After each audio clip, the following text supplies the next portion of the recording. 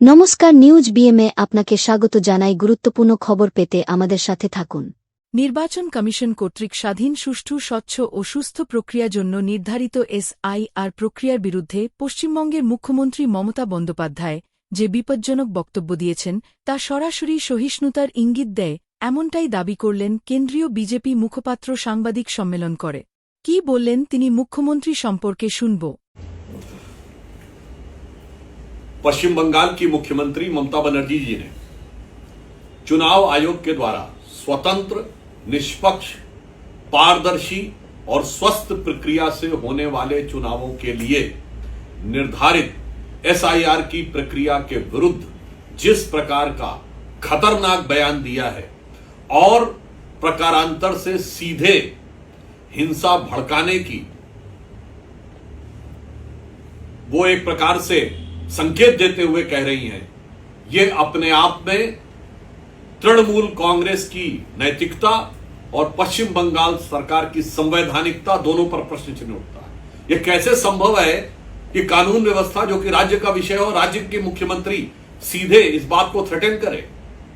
और दूसरी बात मैं ममता जी से पूछना चाहता हूं, भारतीय जनता पार्टी ममता जी से पूछना चाहती है कि ये बताएं, आप वही ममता जी है ना जिन्होंने बंगाल में घुसपैठियों के मुद्दे के ऊपर लोकसभा अध्यक्ष के ऊपर फाइल फेंक दी थी कि चूंकि उस पर चर्चा नहीं करने दी जा रही। आज यदि निष्पक्ष और स्पष्ट पारदर्शी चुनावी प्रक्रिया के लिए जो कि सहज रूप से सभी राज्यों में हो रहा है, उस कार्य के द्वारा अवांछित वोटरों की पहचान की जा रही है, तो आप वही हैं आज उसके खिलाफ आके खड़ी हो गई। यह अपने आप में दर्शाता है कि राजनीति में लोग किस प्रकार से बदल जाते हैं और राष्ट्रीय सुरक्षा जैसे विषय के ऊपर भी समझौते की राजनीति देश को बहुत घातक मुकाम पे लेके जा सकती है। पूर्व में भी पश्चिम बंगाल की सरकार के द्वारा जिस प्रकार से उनके संरक्षण में हिंसा को बढ़ावा मिला है, जिसपे कई मौकों के ऊपर न्यायालय की टिप्पणियां भी रही हैं, आज सीधे सर्वोच्च पद से इस प्रकार की बात करना बहुत गंभीर चिंताजनक है। और मैं कह सकता हूं, संविधान अगर खतरे में है तो इस प्रकार की सोच की वजह से खतरे में है। अगर एक पंक्ति में कहूं कि अगर तृणमूल कांग्रेस सरकार की ऐसी सोच है तो पश्चिम बंगाल की स्थिति यह है कि आगे घोर अंधेरा है जब पहरेदार लुटेरा है।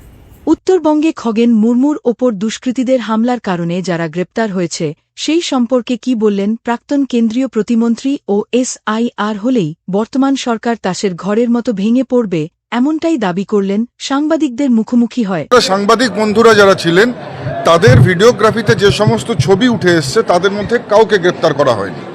মন গড়া দুজন সাধারণ তৃণমূল কংগ্রেসের কার্যকর্তাকে সামনে নিয়ে এসে শো করা হয়েছে যে এরা সেদিনের কর্মকাণ্ডের সঙ্গে যুক্ত ছিল। কিন্তু যাদের ছবি আমরা দেখতে পাচ্ছিলাম, যাদের ছবি ভিডিও ফুটেজে রয়েছে, যাদের এবং সর্বোপরি যাদের অঙ্গুলি হিলনে এই ধরনের ঘটনা উত্তরবঙ্গে বারবার ঘটছে, সেই সমস্ত কালপিটকে গ্রেপ্তার করার প্রয়োজন রয়েছে বলে আমি মনে করছি। এটা সম্পূর্ণভাবে শাক দিয়ে মাছ ঢাকবার চেষ্টা, কিন্তু সাধারণ মানুষ সমস্ত কিছু বুঝতে পারছে এবং এই এবারের নির্বাচনে সেটার প্রতিফলন আপনারা দেখতে পারবেন। বলছেন সবটাই পরিকল্পিত, বিজেপির নাটক, বিজেপির অন্তর্কলহ, তাদের গোষ্ঠী কোন্দল। তাহলে বারবার করে উদয়ন গুহ এই সাহস পাচ্ছেন কিভাবে?